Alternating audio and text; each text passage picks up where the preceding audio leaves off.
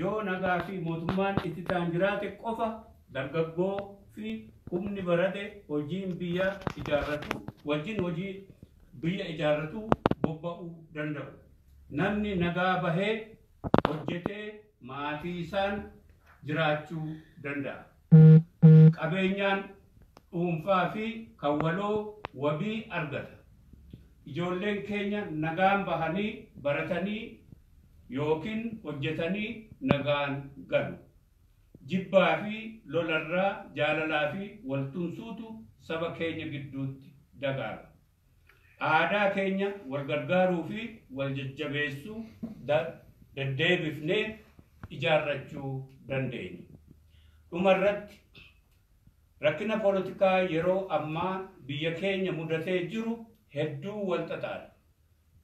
Aadaa poolitikaa dulloomee oton toree fi jaarraa hedduu ture jalatti rakkina wal xaxaa kana hiikuun hin danda'amne.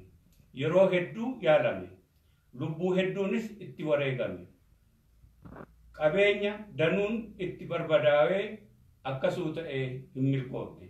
Rakkina wal xaxaa kana walitti dhufnee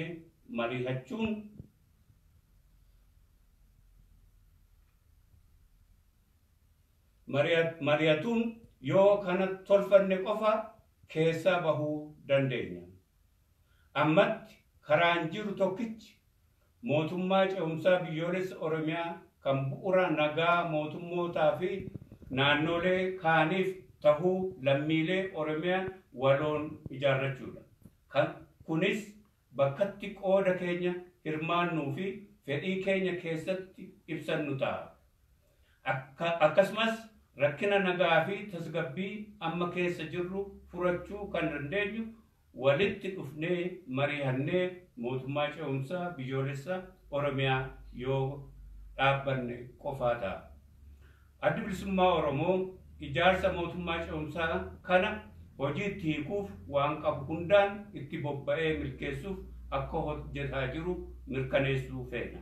Yaada uummataa fi kanneen dhimmi ilaalu hunda fudhannee akka uummataaf ta'utti bulchiinsa waliin tolfachuuf yeroo hunda qophii akka taane isinii mirkaneessuu feena.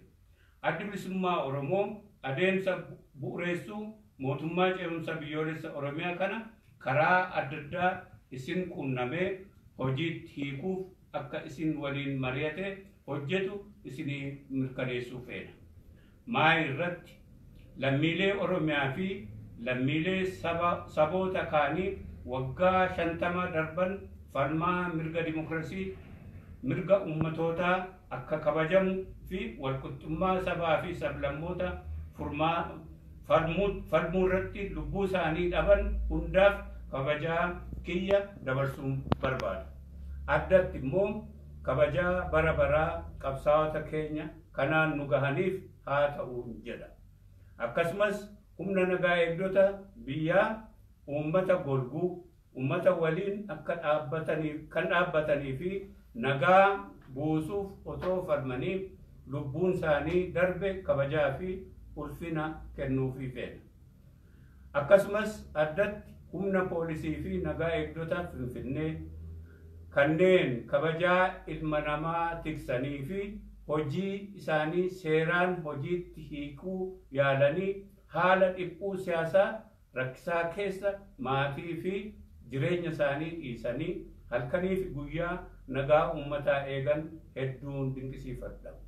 Akkasumas namoota akka dhuunfaatti akka garee fi akka jaarmiyaatti nu bira dhaabbatanii akka murannoo keenya jabeessine bakka amma jirruun nu geessisan hunda galatoonfachuun feena.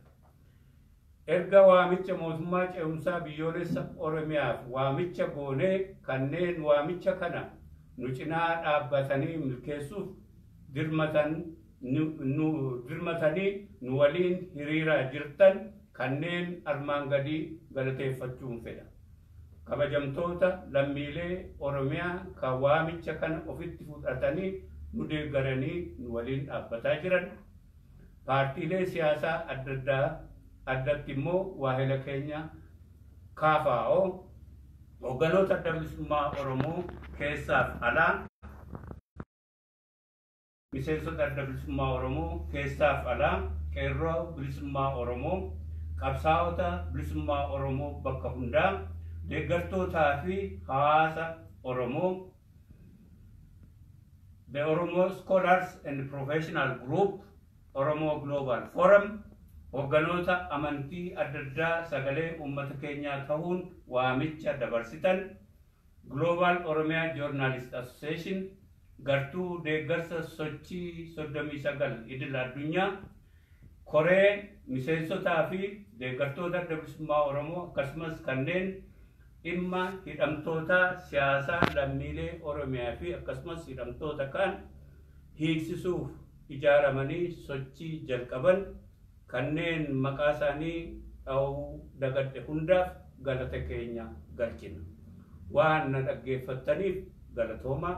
Injifannoo uummata bal'aaf Daawud Ibsaa, Hayduree Adda Bilisummaa Oromoo, Onkoloolessa 8 2020 Finfinnee.